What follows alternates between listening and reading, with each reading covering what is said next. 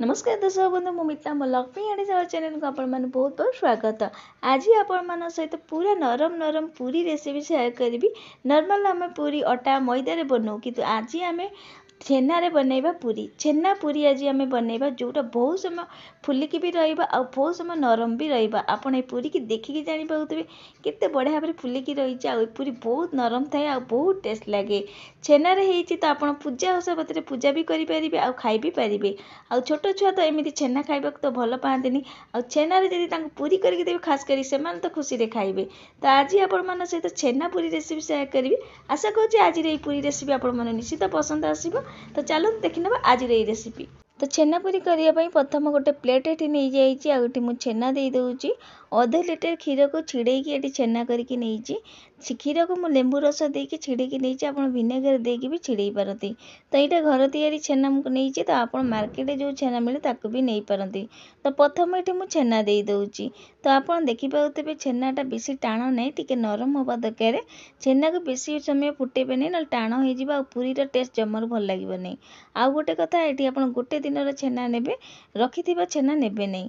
तो प्रथम ये छेना दे दूची ये स्वाद अनुसार लुण तापर हाफ चमची जीरा दे दूची कला जीरा हाफ चमची जुआणी ये दीटा भर गोटे भी दे पारती कि ये दीटा जाक दे पारती। तो जुआणी आ कला जीरा दबा द्वारा पूरीर टेस्ट आहरी बढ़िया लगे। दीटा जाक दे सारापर तापर ये अटा दे दूची 2.5 कप अटा देची आ ग्राम ने जदि मापी 250 ग्राम ये मुझे अटा नहीं ये सब जिनस देकी अटा को दे सारापर भल भाव मिसेबा। तो छेना को अटा सहित भल भाव मिसेले तापर जानीपर ये पानी केतिकी लगे। तो आग छेना को अटा सहित भल भाव मिसई सारे आउ ये पानी जी लगे ये आप जानीपर। तो ये आप देखिपारे मुझे छेना को अटा सहित मिसई सारी भल भाव देखो मिसीगला ये आउ ये अल्प पानी दूची अल्प अल्प पानी देकी यहाँ चकड़ा एकाले जमार पानी देवे नहीं। आरंभ भी मन रखिए छेना देकी पानी देवे नहीं। तो पानी जदि आप आरंभ देदेवे तो जानीपर नहीं अटा ये आउ थे आपको दबा पड़ो आ जमार छेना पूरी हो पारे आ अटा अटा पूरी हम आ भल भी लगे आपको जमार पूरी। तो गोटे कथा मन रखिए आरंभ पानी देवेनि। आ गोटे कथा तो ये मुझे क्षीर नहीं जो क्षीर से क्षीर हिसाब से मुझे छेना छिड़ई आ गोटे कप तार अधे होता मैंने 1.5 कप छेना मोर बाहरी थिला। तो आ गोटे गोटे क्षीर अधिका छेना बाहर आ कम छेना बाहर।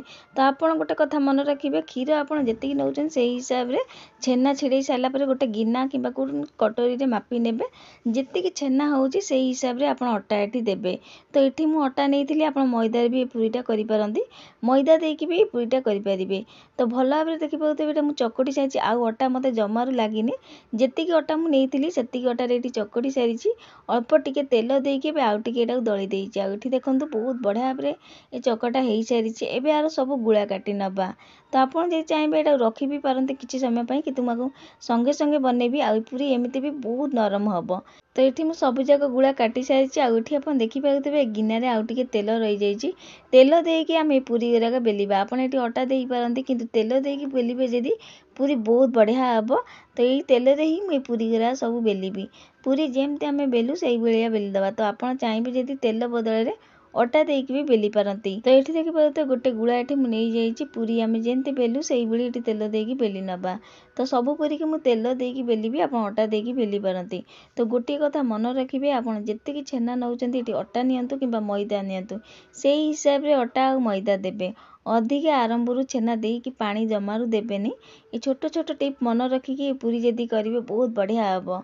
तो ये आप देखो गोटे पूरी हो सारी एवं गोटे जगह को रखीदबा। तो यहीपरी आम बाकी सब पूरी की बेलिकी रेडी करनबा। तो ये मोर सबूक पूरी बेला सरी सारी आ सबूक पूरी की मुझे बेलिकी रखीदे आउ ये आप देखिपे सब पूरी ये बेली आ छोट छोट बेली बेसी बड़ भी पूरी करें बेसी मोटा कि बेसी पतला भी करें। तो पूरी तो ये हो सारी छाणीबा चलतु आगुरी ये मुझे तेल गरम कर तेल गरम हो गले भल भाव में पूरी देवे।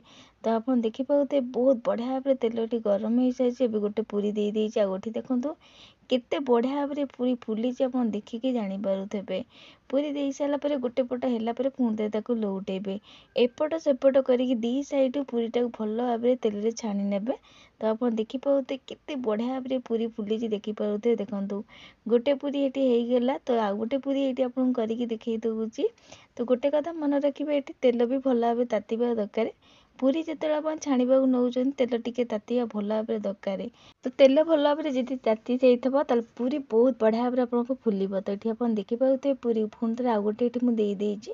ଦେଇ ସାରିଲା ପରେ ତା ଗୋଟେ ପଟ ଭଲ ଭାବରେ ହେଇଗଲା ପରେ ପୁଣି ଥରେ ତାକୁ ଲଉଟେଇ ଆର ସାଇଡ଼୍ଟା ଭଲ ଭାବରେ କରିବେ। ତ ଏଠି ଆପଣ ଦେଖିପାରୁଥିବେ ଆଉ ଗୋଟେ ପୁରୀ ବି ହେଇଯାଇଛି। ଏ ପୁରୀ ବହୁତ ସମୟ ଏମିତି ଫୁଲିକି ରହିବ ଆଉ ବହୁତ ନରମ ବି ହୁଏ। ତ ଆପଣ ଦେଖିପାରୁଥିବେ କେତେ ବଢ଼ିଆ ଭାବରେ ପୁରୀ ଗୁଡ଼ା ଫୁଲୁଛି। ତ ଏହିପରି ସବୁ ପୁରୀକି ଛାଣିକି ରେଡ଼ି କରିନେବା। ତ ଦର୍ଶକ ବନ୍ଧୁ ଆଶା କରୁଛି ଆଜିର এই ଛେନାପୁରୀ ରେସିପି ଆପଣମାନଙ୍କୁ ନିଶ୍ଚିତ ପସନ୍ଦ ଆସିବ। ଆଉ ଯଦି ପସନ୍ଦ ଆସିଥିବ ପ୍ଲିଜ୍ ଭିଡ଼ିଓକୁ ଲାଇକ୍ କମେଣ୍ଟ ସେୟାର କରିବାକୁ ଜମାରୁ ଭୁଲିବେ ନାହିଁ। ଚ୍ୟାନେଲରେ ଯଦି ନୂଆ ଥିବେ ପ୍ଲିଜ୍ ସବସ୍କ୍ରାଇବ୍ କରିବେ, ପାଖରେ ଥିବା ଛୋଟ ବେଲ୍ ଆଇକନ୍ ବି ପ୍ରେସ୍ କରିବେ, ଯାହାଦ୍ୱାରା ପଠାଉଥିବା ନୂଆ ନୂଆ ଭିଡ଼ିଓ ନୋଟିଫିକେସନ୍ ପାଇଯିବେ। ତ ଏହିପରି ସବୁଯାକ ପୁରୀ ଏଠି ମୁଁ କରିକି ରେଡ଼ି କରିସାରିଲିଣି। ପୁଣି ଥରେ ଆଉ ଗୋଟେ ପୁରୀ ଏଠି ଦେଇଦେଇଛି। ଆଉ ଏଠି ଆପଣ ଦେଖିପାରୁଥିବେ ପୁରୀ କେତେ ବଢ଼ିଆ ଭାବରେ ଫୁଲୁଛି। ସବୁ ପୁରୀକି ଛାଣିକି ଏଠି ମୁଁ ରେଡ଼ି କରିସାରିଛି। ଆଉ ଏଇଠି ଆମର ରେଡ଼ି ହେଇଯାଇଛି ଛେନାପୁରୀ।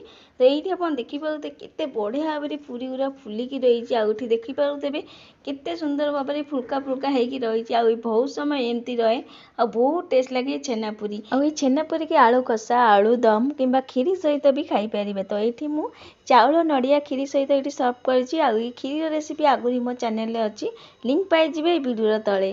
ତ ଆପଣ ଦେଖିପାରୁଥିବେ ପୁରୀ ଗୁଡ଼ା କେତେ ବଢ଼ିଆ ଭାବରେ ଫୁଲିକି ରହିଛି ଆଉ ବହୁତ ସମୟ ଫୁଲିକି ରହେ। ଆଉ ଏ ପୁରୀ କ୍ଷୀରି ସହିତ ଖାଇବାକୁ ତ ବହୁତ ଟେଷ୍ଟ ଲାଗେ। ମୋତେ ତ ଏ ପୁରୀ କ୍ଷୀରି ସହିତ ଖାଇବାକୁ ବହୁତ ବଢ଼ିଆ ଲାଗେ। ତ ଆପଣମାନଙ୍କୁ କେଉଁଥିରେ ଭଲ ଲାଗେ ନିଶ୍ଚିନ୍ତ କମେଣ୍ଟ କରିବେ। ତ ଏଇଠି ଆମର ରେଡ଼ି ହେଇଗଲା ଛେନାପୁରୀ ଆଉ ବହୁତ ବଢ଼ିଆ ଲାଗେ ଛେନାପୁରୀ ଖାଇବା ପାଇଁକା। ଚା ସହିତ ବି ଏଟାକୁ ଆପଣ ଖାଇପାରିବେ ଆଉ ବହୁତ ଟେଷ୍ଟ ଲାଗେ। ତ ନିଶ୍ଚିନ୍ତ ଥରେ ବନେଇକି ଦେଖନ୍ତୁ ଏଇ ଛେନାପୁରୀ। ଆଉ ତ ଏଇଠି ଆପଣ ଗୋଟେ ପୁରୀ ଛିଡ଼େଇକି ଦେଖେଇବି କେତେ ନରମ ଅଛି। ବହୁତ ସମୟ ପୁରୀ ନରମ ରୁହେ ଆଉ ବହୁତ ସମୟ ଏମିତି ଫୁଲିକି ବି ରହିଥାଏ। ତ ଆପଣ ଦେଖିକି ଜାଣିପାରୁଥିବେ କେତେ ସୁନ୍ଦର ଦେଖାଯାଉଛି। ଆଉ ଗୋଟେ ପୁରୀ ଏଠି ଛିଡ଼େଇକି ଦେଖାଉଛି ଦେଖନ୍ତୁ କେତେ ନରମ ଅଛି। ଆପଣ ଦେଖିକି ଜାଣିପାରୁଥିବେ ପୁରୀ ଗୁଡ଼ାକ ବହୁତ ସମୟ ନରମ ଥାଏ ଆଉ ବହୁତ ଟେଷ୍ଟ ଲାଗେ ପୁରୀ ଗୁଡ଼ା ଖାଇବା ପାଇଁକା। ତ ଆପଣ କେବେ ଯଦି ଏ ଛେନାପୁରୀଟାକୁ ବନେଇ ନାହାନ୍ତି ଥରେ ନିଶ୍ଚିନ୍ତ ବନାନ୍ତୁ। ଖାସ୍ କରି ଘରେ ଯଦି ଛୋଟ ଛୁଆ ଥିବେ ଏ ପୁରୀ ପାଇଁ ତାଙ୍କ ପାଇଁ ଏ ପୁରୀ ବହୁତ ଭଲ। କାହିଁକିନା ଛୋଟ ଛୁଆ ଏମିତି ଛେନା ଖାଇବାକୁ ତ ଭଲ ପାଆନ୍ତିନି, ପୁରୀ ଯଦି ଏମିତି କରିକି ଦେବେ ସେ ଖୁସିରେ ଖାଇବେ।